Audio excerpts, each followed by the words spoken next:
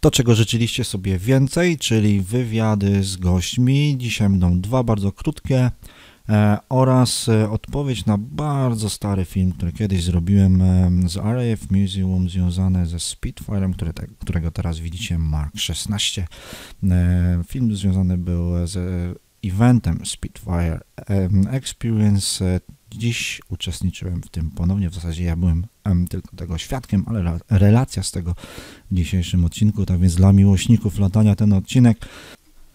Oraz w związku z tym, że kilkoro z Was wyraziło życzenie usłyszenia pełnej, oryginalnej opowieści Ashleya, czyli przewodnika po RAF Museum w języku angielskim, tak jak to brzmi w oryginale, właśnie w tym odcinku będziecie mogli to usłyszeć oraz zobaczyć. Tak więc zapraszam na kolejną część War Thunder po polsku.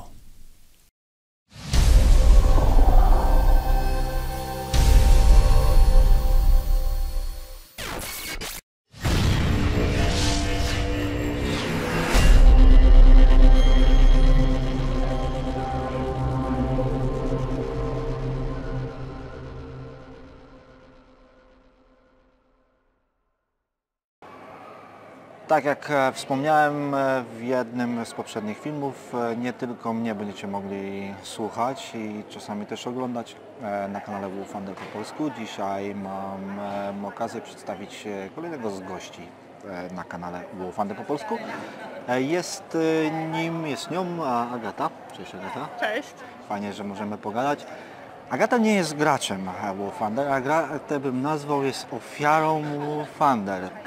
Mianowicie chodzi tutaj o to, że pan, który nas filmuje, jest partnerem Agaty i jest jednym z nas graczy, a Agata jest jego partnerką. Dzisiaj postanowiliśmy zabrać Agatę, aby pokazać od strony historycznej trochę, skąd u nas ta pasja i że ta gra to nie tylko gra.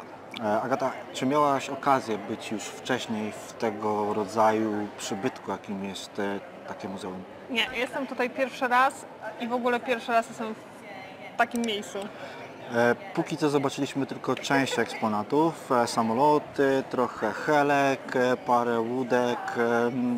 Miałem okazję powiedzieć parę słów na ten temat. Czy jesteś w stanie powiedzieć, że wiesz coś więcej na temat tej naszej pasji związanej z grą, połączonej z historią teraz? Oczywiście, tylko nie każ mi powtarzać nazw. No nie będę, ale mam nadzieję, że w przyszłości zaczniesz sama rozwijać swoją wiedzę w tym kierunku i dzięki temu będzie to większe zrozumienie. Ale teraz zupełnie poważnie. Powiedz mi, czy w takim związku partnerskim to, że tego typu pasja, no bo nie umówmy się, gra to jest coś takiego, co z reguły jest zarezerwowane dla dzieci i w ten sposób głównie kobiety to traktują. Twój facet kocha tą grę, jak wielu z nas lubimy sobie w to pograć. Powiedz mi, jak ty znajdujesz siebie tutaj w tym takim związku, bo to tak chyba można nazwać. Myślałam, że będę z tym miała większy problem. Serio mówię, że będzie mnie to...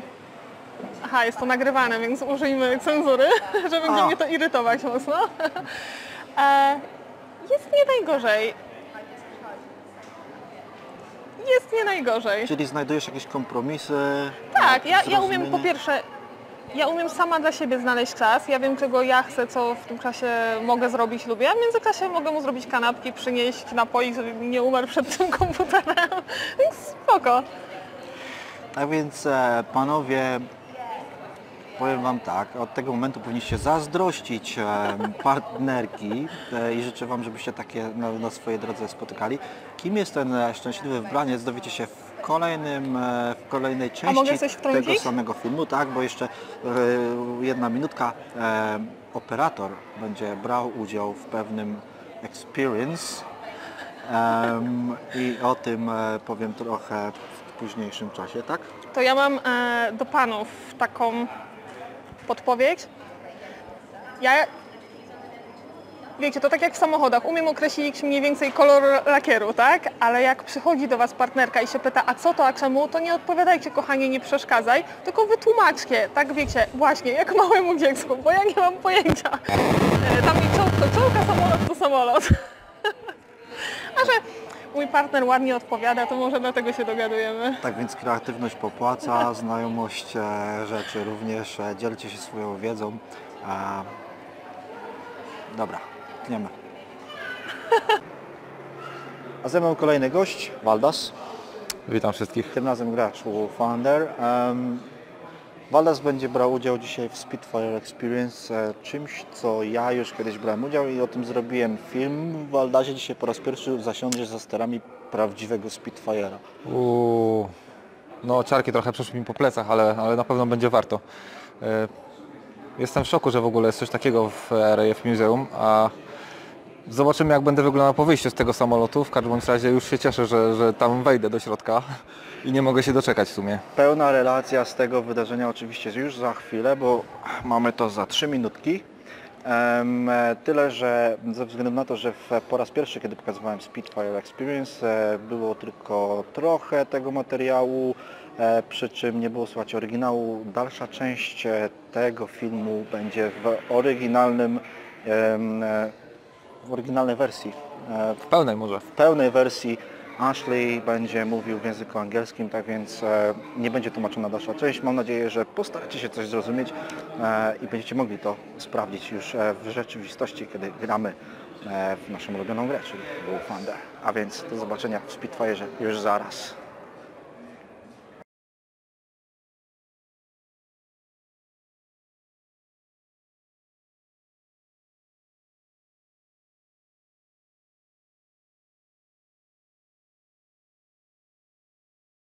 So, this Spitfire you're sitting in is a later version. It's a Mark 16, a fighter bomber. Job in this airplane would be mainly ground attacks. So we'd be going on search and destroy missions and also giving close air support to the infantry on the ground as well. The Mark 16s entered World War II round about September 1944. This Mark 16 you're sitting in was built too late to fight. So this one was built sometime round about the start of 1945, so close to the end of World War II. It goes into storage for a while. It's used by a training squadron to learn how to fight in the airplane. But sometime round about 1949, this airplane is sent here to Hendon when it's still an airbase, and it then becomes the Air Marshal's personal airplane. His name was Sir William Elliot. He was Air Marshal for Fighter Command at that time. Because of his rank, this airplane for him was painted white, so he could be identified as a VIP when visiting air bases around the country. I have, behind me, a photo of what this airplane used to look like. So this is the same airplane you're sitting in, and the Air Marshal, Sir William Elliot, is here in the end. I know of one accident this airplane had, but I don't know who was flying it at the time. So sometime back in 1951, this airplane was coming here to Hendon for a landing, gets hit by a crosswind, overshoots the runway, it ends up on its nose and takes over a month for the plane to get back in the air again. In 1953, it's given to a group to be used as a tugging targets behind it for target practice. In 1954, it stops flying and becomes an instructional airframe, so teaching ground crew, maintenance crews to learn how to look after the airplane. Finally, in 1957, the plane becomes a gate guardian outside of an airbase called Turnhouse in Edinburgh in Scotland. About 1,054 Mark 16s were built. The engine power in this airplane is built by Packard, not Rolls-Royce. So it's an American license-built engine, built in Detroit and then shipped back to the UK. It's a 1,720 horsepower engine, giving you a speed of about 405 miles per hour. You had a 2-stage supercharger as well to give you a boost of power. With the fuel tanks in front of you, your range is only about 430 miles. So when actually fighting in the air, you probably had maybe just under an hour worth of fuel when fighting. You would have been able to use a drop tank called a slipper tank fitted beneath you. That will give you a range of something like 720 miles. This later Spitfire had a rear tank as well, but you were told not to use it. When the rear tank was filled up, this would upset the balance of the plane.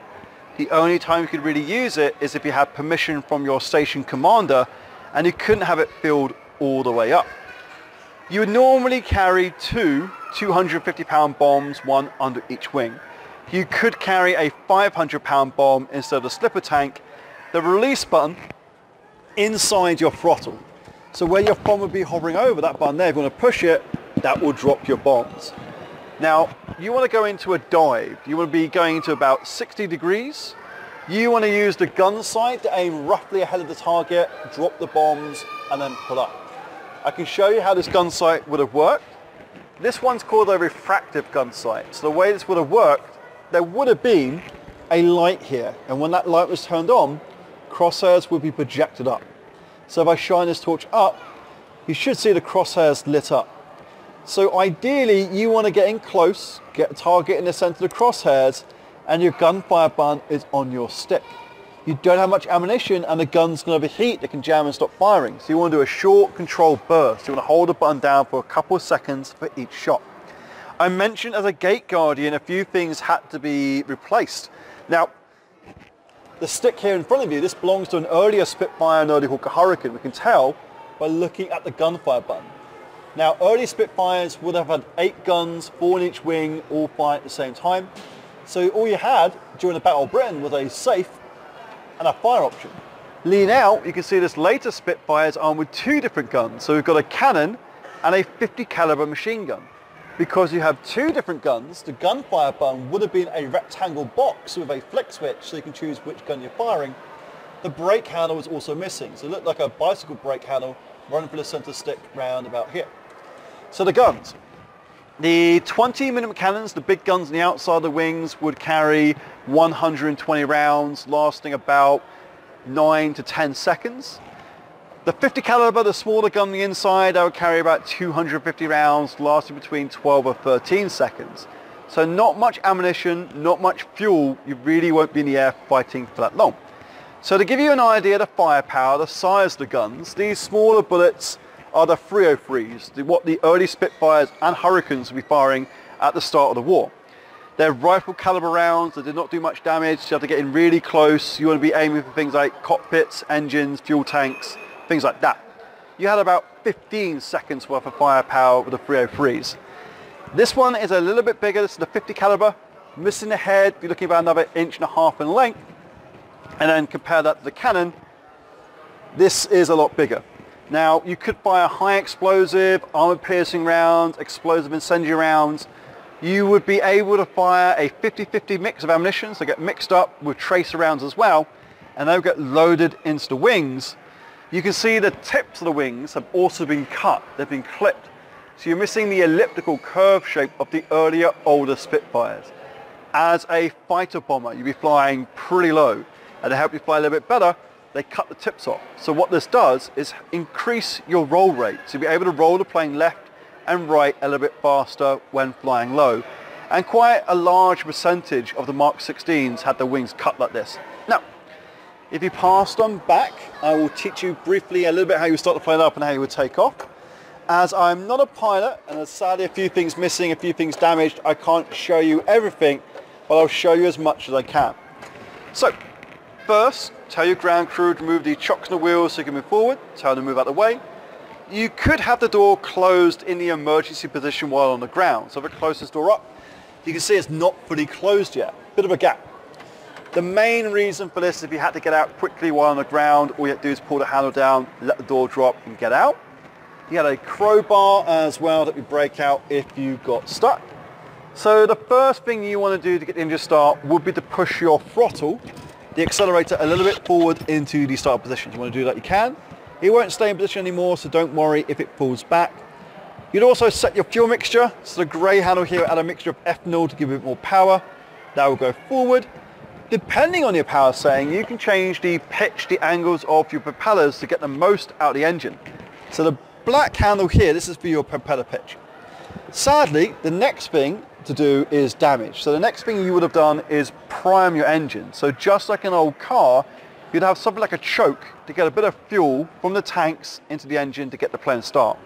So if this brass handle was working by your right knee, you would grab it, put it out, push it back in about 3 or 4 times. It depends how hot the day is, how hot the engine is. Well, sadly, that's now locked in position, it's now broken.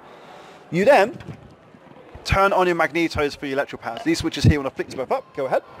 You don't actually have enough battery power in the plane to start the engine up. So you need a power cart, a battery cart, plugged into the side of the plane to give you a boost of power. To start your engine, you have two buttons underneath these two black protector covers. So what I'd like you to do is flick these both up. You want to push both buttons together at the same time. You have a start button on the right hand side and a booster button on the left hand side. So you push both buttons together at the same time. You let go of the right button, but keep your finger down on the booster button until you have the engine running smoothly. I've got a recording of what the engine would sound like. It'd be a lot louder in real life. So with the engine running, check everything's working. So you want to do a magnetos check to make sure your electrical power is working, radio check, instrument checks as well. As it gets pretty hot in the cockpit on the ground, the engine running, you have the cockpit canopy open and you close it before takeoff. Let me turn it off so you can hear me. Now, visibility in the cockpit while on the ground is pretty poor. You can't see much until you're flying in the air. To help you steer a little bit better on the ground, you've got differential brakes in your wheels. So you can control the brakes in both sides by having your feet on the top parts of the pedals. You push down on the pedals. You may also want to turn the pedals left and right to zigzag the plane along. You want to lean out at the same time, and if you had to, use the help of your ground crew as well. So once in position, when everything's set up, when you're ready, you will close the door up, close your canopy up. Right hand will be on your stick. Left hand back on the throttle, feet on the pedals keeping the plane straight. Torque, power of the engine is so great, as your propellers spin around, you gradually turn to the right. So to correct that by giving a bit of left to your pedals. Because everything's disconnected, the stick will be a little bit closer to you and wouldn't feel this loose in the hand. You want to slowly push your throttle forward to increase your speed. You'll feel the back of the tail start to rise up round about 40 miles an hour. You want to push the stick forward a bit to drop the nose down so going level. And when you're reaching a speed of about 95 miles per hour, that's your takeoff speed. That's when you want to pull back on the stick and eventually you start to take off. Once in the air, raise your wheels up. So if you've seen videos of Spitfires take off and land, you may see them shake a bit left to right. What happens to bring your wheels up is your left hand will take hold of the stick. Right hand will move towards the handle which says control is set to. That's your landing gear. Raise the handle up. The wheels will go up and change hands back over. So that is how sensitive, how responsive the controls are. It picked up on that hand changeover. Lastly, if something went wrong, you took a hit, you had to bail out. The Spitfires with the teardrop canopy, when this was closed, about here would have been a red toggle. So you want to pull that, to let go of the bolts holding the cockpit canopy to the plane, undo the oxygen mask, hit the quick release button for your seatbelt. You've got to push the canopy away, roll the airplane onto its back, fall out, and then when clear, pull the hand off with a chute. Danger of getting out flying straight and level is a chance of hitting the tail on the way out, injuring yourself. There's also a chance of you damaging your parachute or getting your parachute caught on the end of the tail. You could get dragged down the plane as it crashed. That, I'm afraid, is the end of the tour. So when you're ready, safest way for you to get up and out is both hands again on top. Yep, pull yourself up, stand on top of the chair. Be careful of this metal latch, you can smack your knee in it, it does hurt. And be careful, the door in the past sadly has got damaged. So yep, just step over the door. Thank you.